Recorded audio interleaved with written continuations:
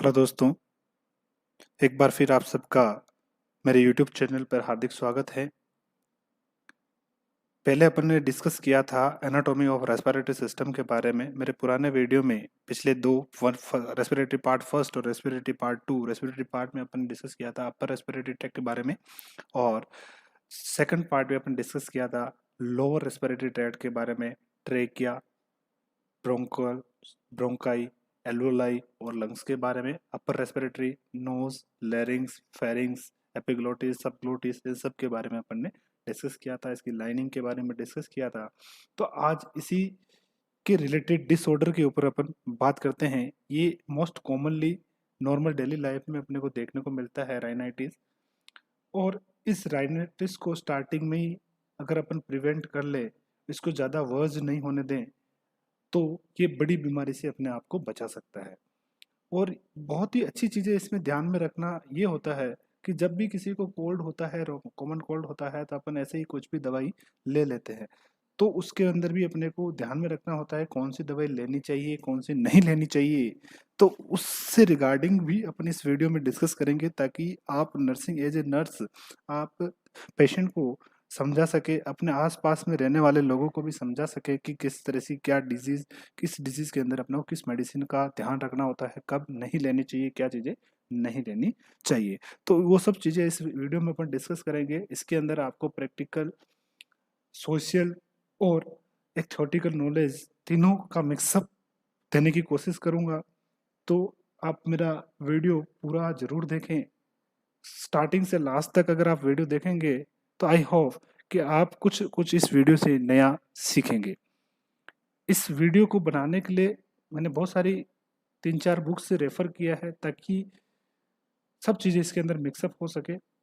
Exam point of view से मैं कुछ एक दो चीज़ें इसके अंदर, एक दो चीज़ें जो कि एग्जाम में पूछी जाती है, उसके बारे में अपन डिस्कस करेंगे। तो rhinitis, rhinitis is a inflammation of nasal mucosa. अपन ने बात किया था नोज जो है, नोज जो होता है उसके अंदर जो इंटरनल लाइनिंग होती है वो म्यूकस मेम्ब्रेन का बना होता है। अगर इस म्यूकस मेम्ब्रेन के अंदर इंफ्लामेशन हो जाए, ठीक है, किसी कारणवश, इन्फेक्शन की वजह से, बैक्टीरियल इन्फेक्शन की वजह से, या एलर्जी की वजह से इस म्यूकस मेम्ब्रेन के अंदर अगर इंफ्लामेशन हो जाए, तो उसी कंडीशन को अपन क्या बोलते हैं, राइनाइटिस बोलते हैं। ठीक है, इसको अपन also known as common cold, coryza के रूप में भी बोलते हैं। कोरोइजा मतलब रनी नोज जो होता है, उसको अपन कहते हैं रनी नोज। अगर अपने को देखने को मिलता है, तो उसके अंदर इस उसी को अपन क्या बोलते हैं, कोरोइजा। तो कोरोइजा नाम भी अपन देते हैं एक ऐसी डिजीज, मिजल्स, जिससे अपन देखते हैं कफ कोरोइजा, उसके अंदर देखने को मिलता है कफ कोरोइजा और कंजक्टिवाइटिस, ये तीनों चीजें उसके अंदर देखने को मिलती है। तो जब राइनाइटिस होता है तो उस वाली कंडीशन में भी अपने को कोरोइजा जैसी कंडीशन, मतलब टाइटनेस ऑफ द नेरिस और उसके अंदर रनी नोज वाली कंडीशन अपने को देखने को मिलती है। राइनाइटिस एक्यूट हो सकता है, क्रोनिक हो सकता है, एलर्जिक हो सकता है। ये किस पे डिपेंड करता है, इसके कोज के ऊपर डिपेंड करता है। ठीक है, तो सबसे पहले अपन बात करते हैं कोज। तो राइनाइटिस के क्या कोज होते हैं? तो इसका जो मोस्ट कॉमन बैक्टीरियल कोज जो है वो है रिनो वायरस। सॉरी, वायरस जो है मोस्ट कॉमन कोज जो है राइनाइटिस का, most common cause exam point of view से बहुत ही इंपॉर्टेंट चीज है, एग्जाम में पूछा जा सकता है कि राइनाइटिस का मोस्ट कॉमन कोज क्या है। तो वो क्या है आपका, राइनो वायरस। इसकी मार्केट में बोल सकते हैं, या फिर स्टडी के रूप में इसके 100 स्ट्रेन प्रेजेंट है। जैसे कि अभी जो चल रहा है आपका कोरोना, कोरोना भी आपका क्या है, पहले सार्स आया, सार्स, मर्स, और अब क्या है आपका, ये जो है कोविड-19। ये सारा किसका एक फैमिली है, क्या है, कोरोना फैमिली से। तो इसी तरह रेनो वायरस की भी ये फैमिली है, और उसके अंदर कितने बेटे हैं उसके, 100 से भी ज्यादा इसके बेटे होते हैं। तो मोस्ट कॉमनली जो इसका कोज है वो क्या हो सकता है आपका, रिनो वायरस। दूसरा जो इसका कोज होता है, allergy. Allergic rhinitis is a hyper sensitive reactions to allergen. किसी भी टाइप का जो फॉरेन पार्टिकल या अपनी बॉडी जिसको एक्सेप्ट नहीं करती है, इस उस वो पार्टिकल अगर आपका म्यूकस मेम्ब्रेन के कांटेक्ट में आता है, म्यूकस मेम्ब्रेन के अगर कांटेक्ट में आता है ये एलर्जन, तो ये क्या कोज करता है, हाइपर सेंसिटिविटी रिएक्शन कोज करता है, और ये रिएक्शन ही क्या कोज करती है, फिर इन्फ्लामेशन कोज करती है। तो उसमें जो एलर्जन जो कोज है वो कौन हो सकते हैं? पोलन हो सकता है, डस्ट हो सकती है, एनिमल डेंडर्स, जो ज्यादातर एनिमल्स के पास में रहते हैं, पेट्स होते हैं, उनके बालों से जो धूल जैसा कण निकलते हैं, उनसे एलर्जी हो सकती है। तो ये जब भी क्या होता है, म्यूकस मेम्ब्रेन के पास जाता है, तो वहां पे जो क्या होता है, अपनी सारी म्यूकस मेम्ब्रेन के आसपास क्या होती है, अपनी क्या होती है, मास्ट सेल होती है। मास्ट सेल जो कि फेगोसाइटिक सेल्स होती है। बेसोफिल्स जो है मेन बेसोफिल्स होती है, ये क्या करती है, जब भी बेसोफिल के कांटेक्ट में किसी टाइप का एलर्जन आता है, तो ये क्या सीक्रेट करती है, हिस्टामिन सीक्रेट करती है। हिस्टामिन जब सीक्रेट होता है, जब भी हिस्टामिन जो ये कौन सा H1 हिस्टामिन सीक्रेट करते हैं, तो ये जब भी ये हिस्टामिन सीक्रेट होगा, तो ये क्या करता है, वेसो क्या करेगा, वेसो डायलेशन करता है। स्मूथ मसल का क्या करता है, स्मूथ मसल्स का कॉन्ट्रैक्शन करता है। और वेस्कुलर परमिएबिलिटी को क्या करता है, इंक्रीज वेस्कुलर परमिएबिलिटी, वेसोडाइलेशन करता है, और स्मूथ मसल का कॉन्ट्रैक्शन करता है। तो ये सारी चीजें जो वेसोडाइलेशन होने की वजह से और वेस्कुलर परमिएबिलिटी बढ़ जाएगी, तो उससे क्या होगा, इन्फ्लामेशन जैसी कंडीशन आपको कोज होगी। इसका जो कारण कौन सा होता है, हिस्टामिन एच। ये किसकी वजह से, बेसोफिल बेसोफिल जो कि आपकी फेगोसाइटिक और फर्स्ट इम्यून रेस्पॉन्स के लिए जो होती है, एलर्जी के लिए जो आपकी एलर्जी जो भी है, ठीक है, एलर्जी के लिए रेस्पॉन्सिबल सेल कौन सी है, एग्जाम में पूछा गया है। एलर्जी के जो रेस्पॉन्सिबल सेल है वो कौन सी है आपकी, यूसिनोफिल। एलर्जी से आप याद सकते हैं, एलर्जी से यूसिनोफिल। तो एग्जाम में पूछा गया है, एलर्जिक रिएक्शन के लिए कौन सी सेल रेस्पॉन्सिबल होती है, तो वो होती है आपकी यूसिनोफिल। ठीक है। बाकी फेगोसाइटिक जो बेसोफिल होकर मास्ट सेल जो बनाती है, उसकी वजह से जो है मास्ट सेल जो है उन सबसे, ये भी फर्स्ट रिएक्शन है, ये भी क्या करती है आपका, यूसिनोफिल भी क्या सीक्रेट करती है, ये भी क्या सीक्रेट करती है, हिस्टामिन। ठीक है। तो हिस्टामिन जब भी H1 हिस्टामिन सीक्रेट होगा, तो ये परमेबिलिटी बढ़ जाती है। तो ये कारण होता है, इसकी वजह से इंफ्लामेशन होता है एलर्जी में। Rhinitis is usually not a serious condition, पता है, मोस्टली अपने को देखने को मिलता है, लोग नॉर्मल डेली लाइफ में भी अपने को ये चीजें देखने को मिलती है। However it may lead to pneumonia and more serious illness. ये सीरियस इलनेस लीड कर सकता है, कौन सी कंडीशन के अंदर ये लीड कर सकता है, अगर कोई ऐसा पर्सन जिसकी एज क्या है, वो ज़्यादा एज है, ओल्ड एज का पर्सन है, और उसको किसी भी प्रकार का दूसरा डिसऑर्डर है, ठीक है, जैसे डायबिटिक, हाइपरटेंशन ऐसी कंडीशन है, या फिर उसको रेस्पिरेटरी डिस इलनेस है, तो ये जो है आपका राइनाइटिस भी बड़ी बीमारी से लीड कर सकता है। वो कैसी बीमारी, निमोनिया जैसी कंडीशन ये पैदा कर सकती है, क्योंकि जो ओल्ड एज के जो पर्सन होते हैं, उसकी जो स्मूथ मसल्स है वो क्या हो जाती है, रिलैक्स हो जाती है, और वो क्या होती है, उसका जो रेस्पॉन्स है, रेस्पॉन्स जो करने का जो है, वो भी क्या हो जाता है, डिक्रीज हो जाता है। तो जो भी सिक्रीशन है, सिक्रीशन वो लंग्स में सिक्रीशन है वो लंग्स में जाने के सिक्रीशन जो है वो लंग्स में जाने के चांसेस ज़्यादा होते हैं, तो क्या कोज हो सकता है आपका, निमोनिया हो सकता है। तो ये सबसे ज़्यादा किस देखने को, सीरियस इस पर्सन या इम्यूनो कॉम्प्रोमाइज पर्सन या ओल्डर पर्सन में ये चीज़ें देखने को मिलती है। इम्यूनो कॉम्प्रोमाइज पर्सन होगा तो वो क्या ले रहा होगा, स्टेरॉइड ले रहा होगा, तो ऐसी हिस्टामिन जैसी कंडीशन आती है तो वो उनको क्या करेगा, सप्रेस कर देगा। तो ये कंडीशन जो पैदा होती है वो ज़्यादा वर्ज हो जाएगी और पता भी नहीं चलता है। ठीक है। तो cold are rapidly spread by inhalation और droplet and direct contact with contaminated article.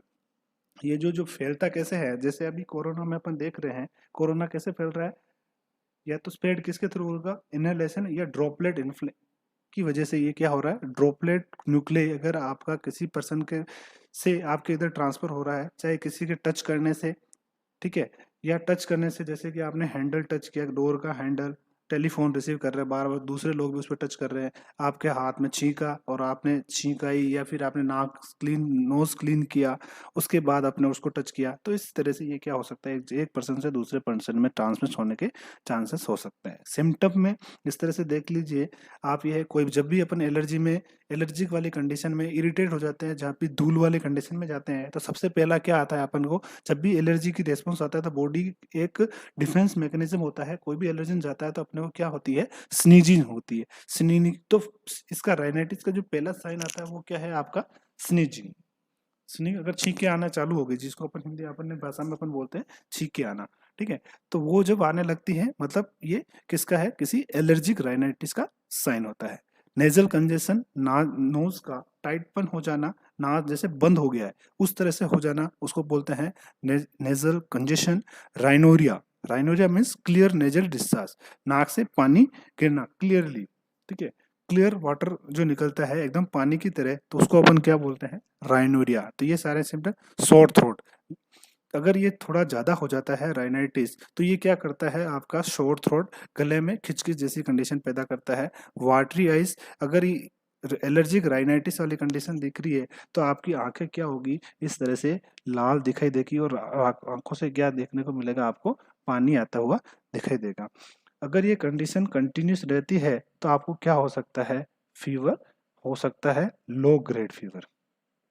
अगर ये फीवर आपका कंटिन्यू अगर रह रहा है, अगर ये फीवर आपका कंटिन्यूसली रह रहा है, तो ये कारण हो सकता है आपका बैक्टीरियल इन्फेक्शन का, बैक्टीरियल इन्फेक्शन का, ठीक है। तो अगर बैक्टीरियल ये कंटिन्यू ले रहा है तो आप एंटीबायोटिक इसके अंदर एंटीबायोटिक ले सकते हैं।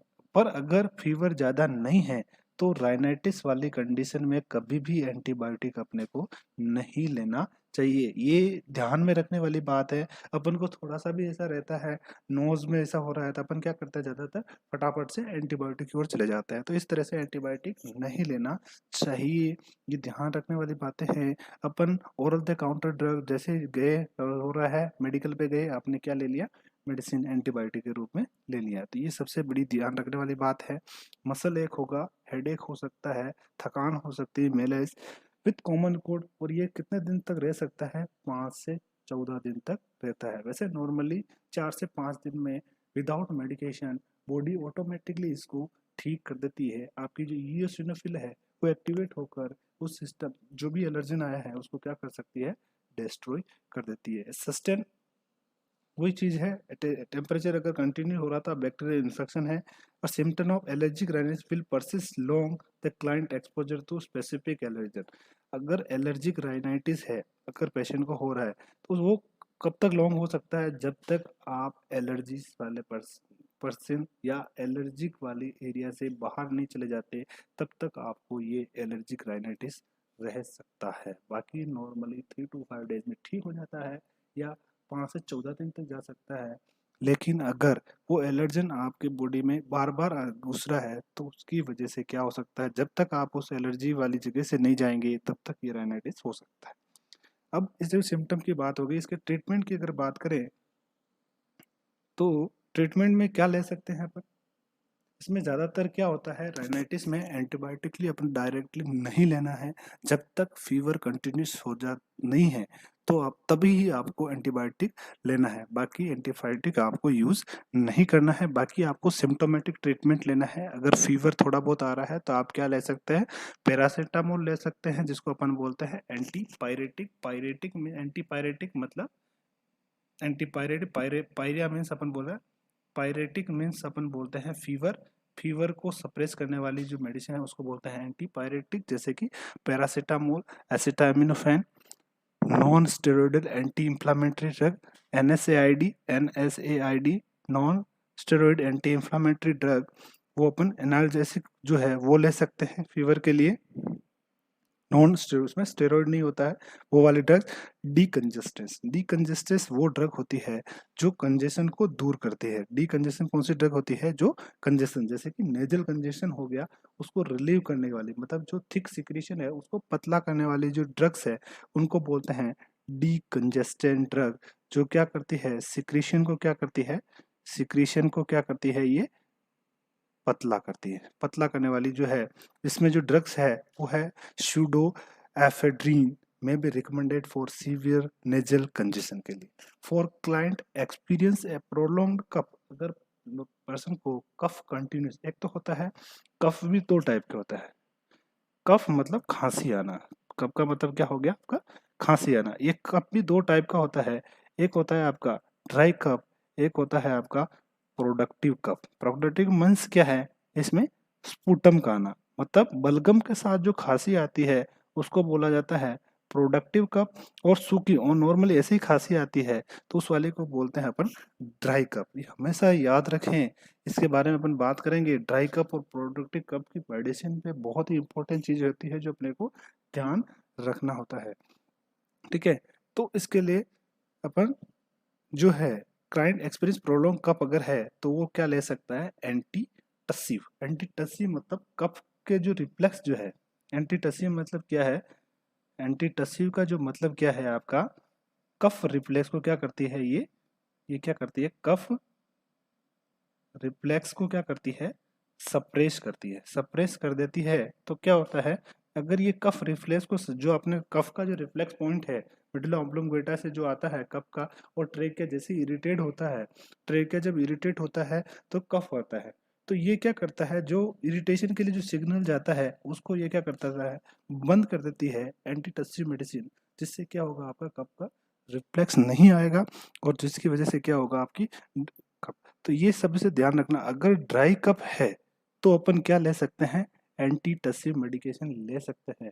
लेकिन अगर आपको प्रोडक्टिव कफ है, बलगम के साथ आ रही है, तो इस टाइम में आपको एंटी टसिव नहीं लेना चाहिए। इसमें क्या होगा, आपका एंटी टसिव को क्या करना, नहीं लेना चाहिए, क्योंकि अगर आपने ले लिया, कफ सप्रेस हो गया, कफ रिफ्लेक्स अगर ये सप्रेस हो गया, तो ये क्या होगा, इससे जो है स्पुटम है वो आउट नहीं हो पाएगा। स्पुटम आउट नहीं हो पाएगा तो ये क्या होगा, आपका अंदर एक्यूमुलेट होता है, तो वो क्या लीड कर सकता है, आपका निमोनिया लीड कर सकता है। इसीलिए ध्यान रखने की बात है, खांसी की मेडिसिन या कफ सिरप लेते टाइम हमेशा ये जरूर देख ले कि उसके अंदर एंटीटसिव वाले जो सॉल्ट है वो है या नहीं। एंटीटसिव जो है, जैसे कि जो एंटीटसिव में जो आते हैं एंटीहिस्टामिनिक आते हैं, जैसे क्लोरामफेनिकोल, ये वाले जो है उसके बारे में अपन आगे देखेंगे इसके एग्जाम्पल के रूप में। जैसे क्लोरामफेनिकोल होता है, वो चीजें अपने को नहीं लेनी है। वो क्या लीड कर सकती है, अगर आपने ध्यान नहीं रखा और स्पुटम बाहर नहीं निकला तो वो आगे जाकर निमोनिया लीड कर सकता है। अगर नॉर्मली आपको गार्गलिंग हो रहा है, सॉरी, अगर नॉर्मली अगर सोर थ्रोट है तो उसके लिए अपन क्या करते हैं, नॉर्मली घर में क्या करते हैं, गर्म पानी लेते हैं, उसमें नमक डालते हैं और क्या करते हैं, गार्गल। तो ये सबसे बेस्ट इफेक्टिव चीज होता है सोर थ्रोट के लिए, फेरिंजाइटिस के लिए, ठीक है। मोस्टली सोर थ्रोट जो गले में खिचखिच है तो उसके लिए अपन क्या ले सकते हैं, अपन सोर थ्रोट के लिए सेलाइन गार्गल और सेलाइन spray for nasal congestion, prevent crusting. Nasal congestion, अगर नाक में सूखा सूखा ज्यादा लग रहा है तो नाक, अगर नोज के अंदर अगर सूखापन है, सूखा मतलब ड्राइनेस अगर ज्यादा हो रही है, थोड़ा सा मारवाड़ी वर्ड आ जाए, मेवाड़ी वर्ड आ जाता है मेरे में, तो थोड़ा आप समझ रहे होंगे। तो अगर ड्राइनेस ज़्यादा है नोज के अंदर, तो नोज में अगर ड्राइनेस ज़्यादा होगी तो क्या होगी, म्यूकस मेम्ब्रेन पिल ऑफ होगी, पिल ऑफ होने की वजह से आपकी ब्लड वेसल रप्चर हो सकती है। तो उस नेजल कंजेशन को, उस क्रस्टिंग को रोकने के लिए अपन क्या कर सकते हैं, उसमें नेजल सेनाइन को क्या कर सकते हैं, स्प्रे करना चाहिए। अगर एलर्जिक राइनाइटिस है तो अपन क्या ले सकते हैं, एलर्जी जैसी कंडीशन दिख रही है, राइनाइटिस मतलब आपको छींके, बार बार छींके आ रही है, ठीक है, sneezing, coughing, sneezing, coughing, rhinorrhoea, ये सारी कंडीशन अगर है तो ये एलर्जिक राइनाइटिस। फीवर एक ऐसी चीज है, अगर फीवर के साथ आपको राइनाइटिस आ रहा है मतलब वो बैक्टीरियल इन्फेक्शन है।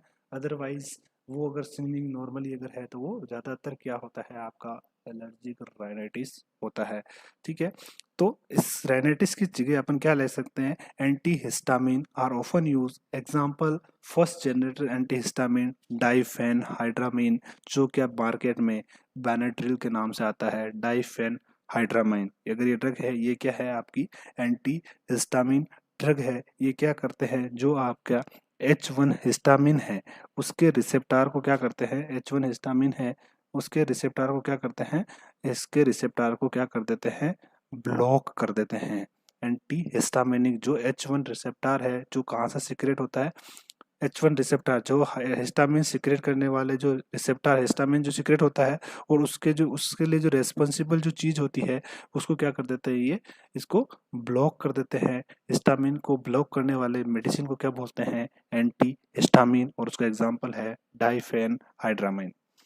न्यूअर एंटी हिस्टामिन जो नए हैं आजकल मार्केट में और हिस्टामिन आ रहे हैं, लोराटेडीन, फेक्सोफेनाडीन, फेक्सोफेनाडीन फेक्सोफेनाडिन जो मोस्टली यूज किया जाता है, फेक्सोफेनाडिन जैसे एलेग्रा, जैसे पूरी बॉडी में बहुत ज़्यादा अगर इचिंग हो रही है, बॉडी में पूरी बॉडी में अगर बहुत ज़्यादा इचिंग हो रही है तो उस वाले कंडीशन में क्या यूज़ करते हैं अपन, एलेग्रा। बॉडी की इचिंग के लिए अपन क्या यूज़ करते हैं, बॉडी में फुल बॉडी इचिंग है तो उस वाले कंडीशन में अपन क्या यूज़ करते हैं, अगर आपको किसी पूरी बॉडी में एलर्जी हो रही है तो उस वाली कंडीशन में कौन से डॉक्टर कौन सी मेडिसिन प्रोवाइड करते हैं, एलेग्रा। और एलेग्रा के अंदर क्या होता है, फेक्सोफेनाडीन, ठीक है। और अपन नॉर्मली कॉमन कोल्ड के लिए अपन क्या लेते रहते हैं ज्यादातर, सिट्रीजिन, कुछ भी थोड़ा सा कोल्ड हुआ सिट्रीजिन ले लो, ठीक है। तो ये सिट्रीजिन भी क्या है, आपकी एंटी हिस्टामिनिक ड्रग है सिट्रीजिन, ठीक है। एन एग्जाम्पल ऑफ दिस ब्रोमोफेरामाइन, स्यूडोफेफ्रिड्रीन, स्यूडोएफिड्रिन, ये इसके न्यूअर एक कॉम्बिनेशन के अंदर आती है, ठीक है। Combination of decongestant and antihistamine, ठीक है। डीकंजेस्टेंट मतलब क्या है, कंजप्शन को दूर करने वाली, जो म्यूकस है उसको पतला करने वाली, और हिस्टामिन एंटी हिस्टामिन, इन दोनों के कॉम्बिनेशन में क्या आती है, ज्यादातर कफ सिरप आती है, जिसके जो एग्जाम्पल है ब्रोमोफेनिरामाइन और स्यूडोएफिड्रिन, ठीक है। डीकंजेशन आप याद रखें, medications that desensitize or suppress immune response such as cromolyn, आपको दिख नहीं रहा होगा, इसके लिए मैं एक बार पूरा इसको इस चीज को डिलीट कर लेता हूँ, ठीक है।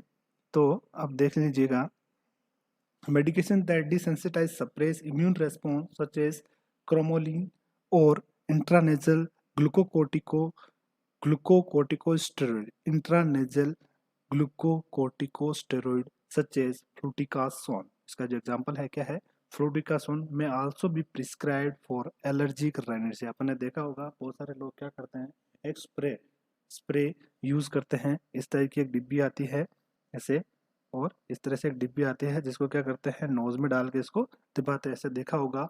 तो जो वो आती है डिब्बी, उसके अंदर क्या होता है, ग्लूकोकोर्टिकोइड होते हैं, ग्लूकोकोर्टिकोइड स्टेरॉइड्स होते हैं, जिसके अंदर जो सॉल्ट होता है उसको क्या बोलते हैं, फ्लूटिकासोन। याद रखिएगा, फ्लूटिकासोन। फ्लू जो होता है उसके लिए कौन सी मेडिसिन लेते हैं, अगर फ्लू हो रहा है, नॉर्मल कोल्ड को अपन क्या बोलते हैं, फ्लू भी बोलते हैं। अगर फ्लू हो रहा है उस वाले कंडीशन में अगर ऐसे डब्बी से जो ले रहा है तो उसके अंदर क्या हो सकता है, फ्लूटिकासोन हो सकता है। अब देख लीजिए कुछ एग्जाम्पल, एंटीहिस्टामिनिक ड्रग, एंटीटसिव जो क्या करती है, आपके कफ रिफ्लेक्स को क्या करती है, कफ रिफ्लेक्स को mechanism action the central nervous system to raise the cough threshold and dampen cough reflex, cough reflex dampen कर देती है, मतलब इसको डिक्रीज कर देती है। तो इसका जो एग्जाम्पल है वो है डेक्स्ट्रोमेथोर्पान, गोफेंसिन, ग्वेफेंसिन्स, क्लोरामफेनिकोल भी इसके अंदर ही आता है, क्लोरामफेनिकोल एंटी टसिव मेडिसिन आती है, जो क्या करती है आपकी, ये मेडिसिन आपको प्रोडिटिक कप में नहीं यूज करना होता है ज़्यादातर।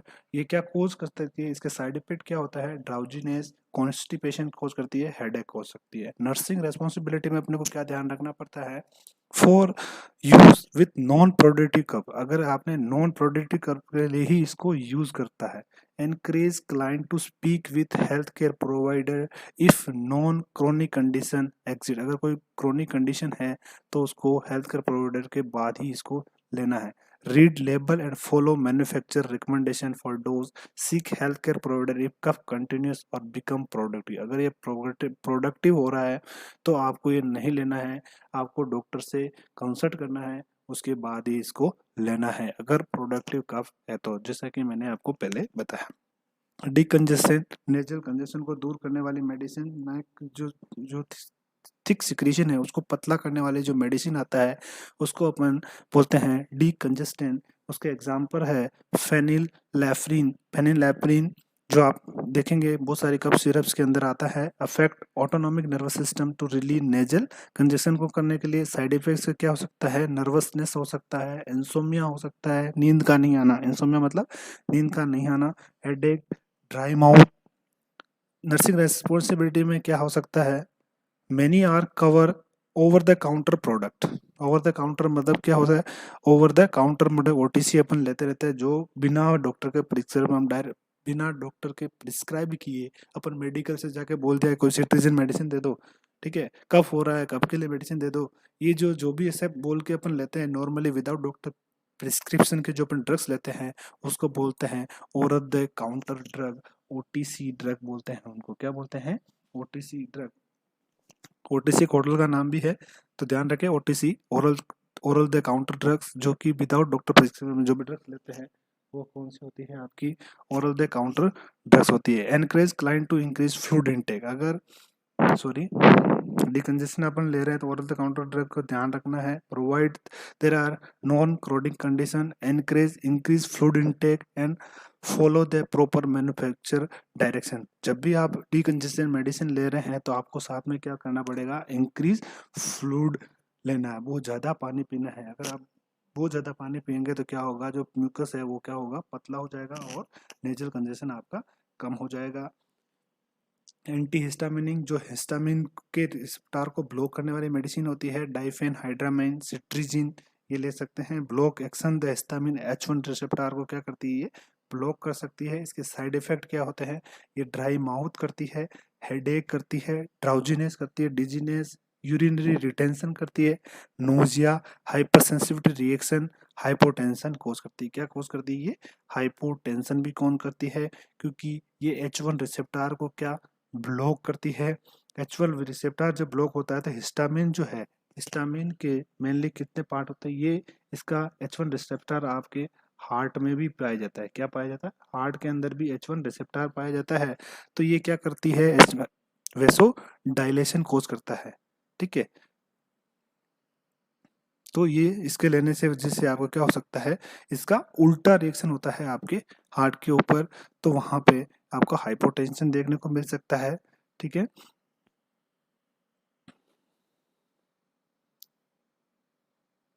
Contraindication in client with certain heart condition. कुछ एंटी हिस्टामिनिक मेडिसिन हमेशा ध्यान रखें जब भी ऐसी मेडिसिन अपन ले रहे हैं, अगर इन वाले पर्सन को हाइपरटेंसिव है, डायबिटिक है, ग्लूकोमा है, अगर प्रोस्टेट हाइपरट्रोफी है, तो उस वाली कंडीशन अगर ये पेशेंट में है, तो राइनाइटिस अगर हो रहा है तो उनमें मेडिसिन जब भी आप देते हो उसके लिए आपको बहुत ही ध्यान रखना है, बहुत कॉशन रखना है और उसको देना है।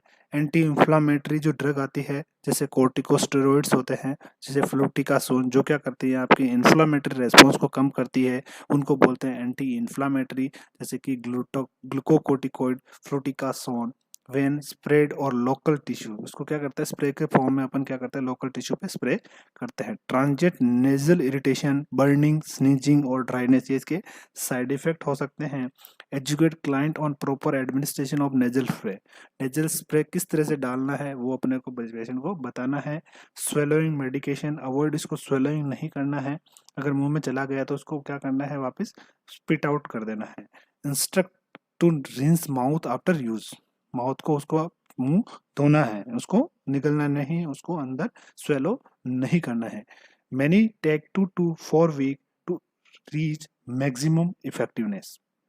मैनी टेक इसको 2 to 4 वीक तक लेते हैं मैक्सिमम इफेक्टिवनेस। अगर ज़्यादा इसको लेते हैं तो क्या हो सकती है, उसकी एडिक्शन हो सकता है, इसलिए ज़्यादातर स्प्रे को मना किया जाता है। कोर्टिकोस्टेरॉइड ज़्यादातर अपने को यूज़ नहीं करना चाहिए, ये सबसे बड़ी इंपॉर्टेंट बात होती है, क्योंकि कोर्टिकोस्टेरॉइड आपके इम्यून सिस्टम को सप्रेस करता है, तो उसकी वजह से बहुत सारी नई बीमारियां आपके अंदर आ सकती है।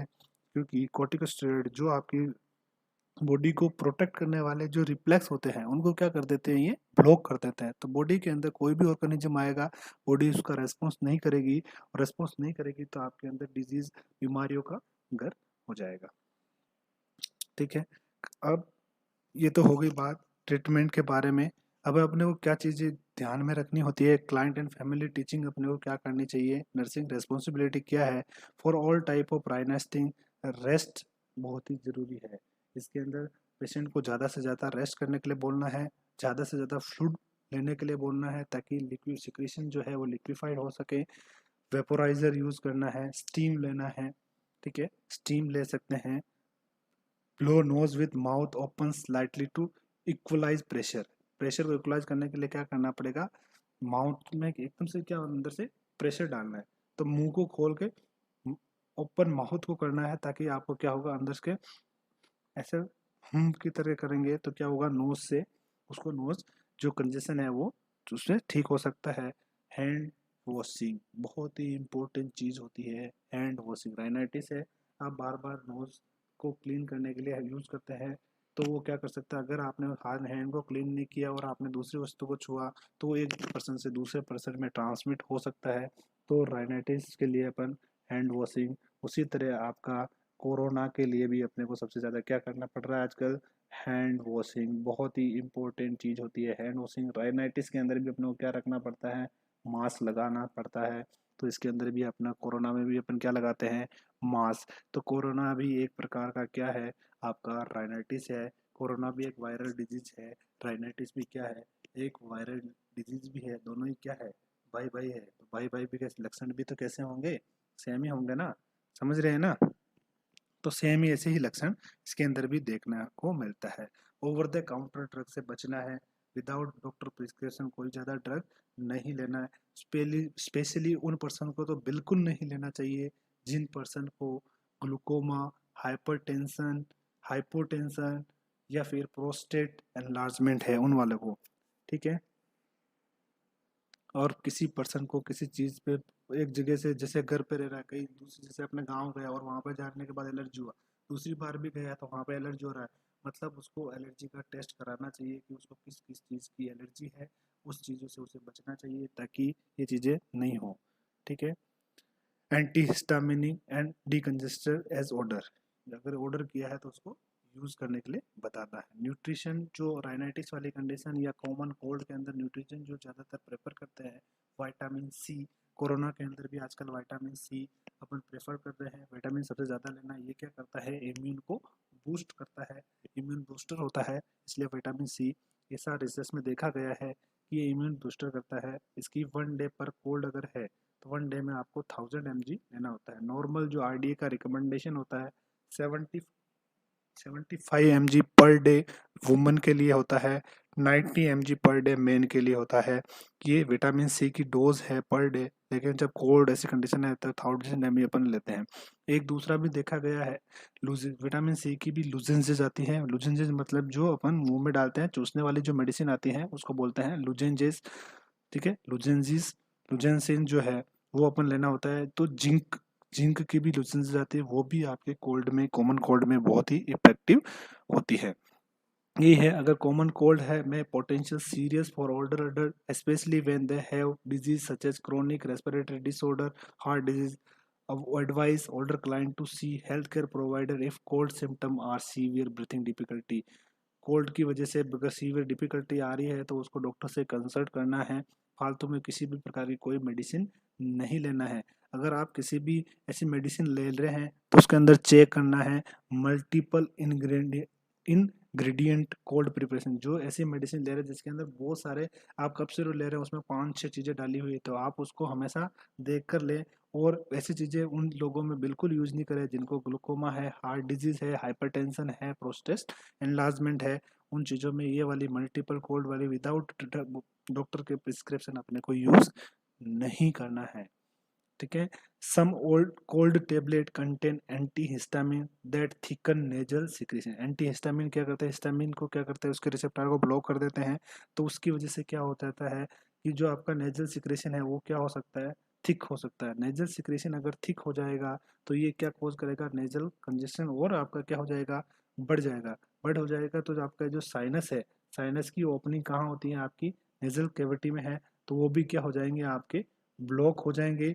और ब्लॉक हो जाएंगे, अगर ये ज़्यादा साइनस अगर ब्लॉक हो गए तो वो क्या कोज करेंगे, आपके इन्फेक्शन कोज कर सकते हैं। तो एंटी हिस्टामिनिक मेडिसिन जब भी आप ले रहे हैं इसीलिए बोला जाता है ज़्यादा से ज़्यादा पानी पीना चाहिए। अगर आप ज़्यादा पानी पिएंगे, इसके साथ में फूड इंटेक अच्छा लेंगे, तो क्या होगा, आपका जो नेजल सिक्रेशन वो लिक्विफाई हो जाएगा और कंजेशन ज़्यादा होने के चांसेस नहीं होंगे। तो एंटी हिस्टामिनिक के एक साइड इफेक्ट क्या होता है, ये क्या करता है, थिक नेजल सिक्रेशन को थिक कर देता है और उसकी वजह से क्या हो सकता है, ब्लॉकेज हो सकता है। अगर साइनस ब्लॉक हो गया, वो अच्छे से ड्रेन नहीं हो पाएगा, तो साइनोसाइटिस हो सकता है और अदर दिस इन्फ्लामेटरी डिजीज हो। साइनोसाइटिस मतलब क्या है, इन्फ्लामे नेक्स्ट अपन डिजीज पे डिस्कस करेंगे साइनोसाइटिस। तो नॉर्मली मैं आपको बता देता हूँ साइनसाइटिस क्या है, inflammation in the sinus mucosa. Sinus के अंदर भी अपन ने पढ़ा था क्या होती है, उसके अंदर म्यूकस लाइनिंग होती है। अगर साइनस के अंदर उसके इन्फ्लामेशन हो जाए तो उसको क्या बोलेंगे, साइनोसाइटिस। तो उसके रिगार्डिंग पूरी डिस्कस अपन करेंगे नेक्स्ट टॉपिक में। तब तक के लिए आज विदा लेना चाहूँगा। आप इस वीडियो को पूरा देखें और आप अपना प्यार मुझे शेयर, लाइक और कमेंट के रूप में दें और मेरे सब्सक्राइबर बढ़ाने में हेल्प करें, ताकि मैं एनर्जी के साथ आपके साथ पर्सनल और सोशल और थ्योरेटिकल नॉलेज आपके साथ शेयर करूं। इसके लिए thank you, thank you, thank you so much.